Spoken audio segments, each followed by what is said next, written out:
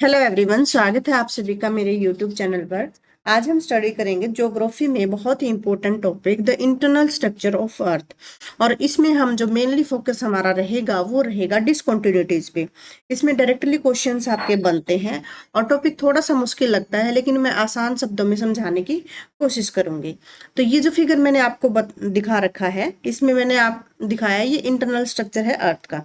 इसको हमने तीन पार्ट में डिवाइड किया, क्रस्ट और मेंटल, क्रस्ट, मेंटल और कोर। तीन पार्ट में डिवाइड हो गया।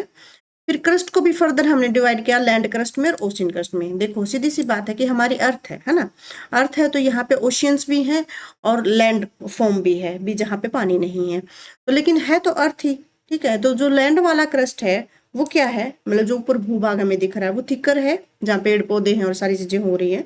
थिकर है, 30 किलोमीटर तक लैंड क्रस्ट का एरिया आता है। विड्थ है इसकी ज्यादा है और डेंसिटी है वो 3 ग्राम पर सेंटीमीटर क्यूब के हिसाब से इसकी डेंसिटी है। इसमें जो दो मेन एलिमेंट्स हैं, जो मिनरल्स हैं, वो मिलते हैं आपको, सियाल और सीमा। अगर अपर क्रस्ट की बात करें तो सियाल मिलता है, सिलिका और एल्यूमिनियम। सीमा बोले तो सिलिका और मैग्नीशियम। तो ये दोनों में मिलता है। किसमें दोनों में मिलता है? सिलिका और मैग्नीशियम आपको मिलेगा लैंड क्रस्ट में भी और ओशन क्रस्ट में भी, ठीक है। अगर हम ओशियन क्रस्ट की बात करें तो ओशियन क्रस्ट में सिर्फ आपको सीमा मिलेगा। लैंड में तो सियाल और सीमा दोनों मिलेगा, लेकिन ओशियन में सिर्फ सीमा मिलेगा, ये आपको याद रखना है। और ओशियन क्रस्ट है वो कंपैरेटिव टू लैंड क्रस्ट थोड़ी सी कम थिक होती है, ठीक है, ये आपको याद रखना है। फिर आपने क्या याद रखना है कि ये जो डिसकंटिन्यूटी हम बात कर रहे थे उनके बारे में हम देखते हैं। तो डिसकंटिन्यूटी क्या होती है? एक डिवाइडर होता है, एक ट्रांजिशन जोन होता है, जिस जोन में दोनों की प्रॉपर्टी मिलती है।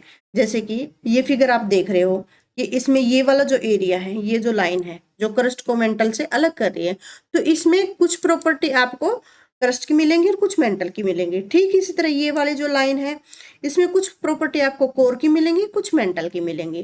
तो इनको बोलते हैं डिसकंटिन्यूटी। वो ट्रांजिशन जोन जो दो लेयर्स को एक दूसरे से अलग करता है और दोनों लेयर्स की उसमें खूबी होती है या प्रॉपर्टी मिलती है या कैरेक्टरिस्टिक्स मिलते हैं, उसको बोलते हैं डिसकंटिन्यूटीज ट्रांजिशन जोन, ठीक है। तो अब हम बात कर लेते हैं इन जोन्स के बारे में। जैसे कि आप देख रहे हैं इस फिगर में कि क्रस्ट, ठीक है, क्रस्ट और मेंटल को एक लाइन अलग कर रही है ना। इस लाइन का नाम है मोहो डिसकंटिन्यूटी। मेंटल और कोर को एक लाइन अलग कर रही है, इसका नाम है गुटनबर्ग कॉन्टिन्यूटी। क्रस्ट और मेंटल को जो लाइन अलग कर रही है, मोहो डिसकंटिन्यूटी। मेंटल और कोर को जो लाइन अलग कर रही है, गुटनबर्ग डिसकंटिन्यूटी। अब देखना ये है कि एक लाइन हमने क्रस्ट के बीच में भी डाल दी, क्रस्ट को डिवाइड कर दिया दो हिस्सों में, अपर क्रस्ट और लोअर क्रस्ट। तो इस डिसकंटिन्यूटी का नाम दिया कोनोरैड डिसकंटिन्यूटी।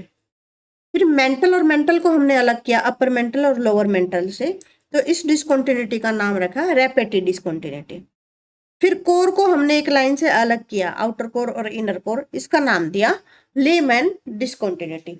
तो बहुत ही ज्यादा इंपॉर्टेंट टॉपिक ये आपका बन जाता है, डिसकंटिन्यूटी के बारे में क्वेश्चन बन जाते हैं, तो आपने याद रखना है। फिर से एक बार याद कराती हूँ कि क्रस्ट और मेंटल को जो डिसकंटिन्यूटी अलग करती है उसको बोलते हैं मोहो डिसकंटिन्यूटी।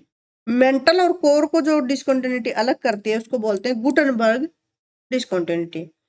क्रस्ट और क्रस्ट को जो डिवाइड करती है उसको बोलते हैं कोनोरैड, ठीक है। और उसके बाद कोर और कोर को जो डिसकंटिन्यूटी अलग करती है उसको बोलते हैं लेमैन डिसकंटिन्यूटी।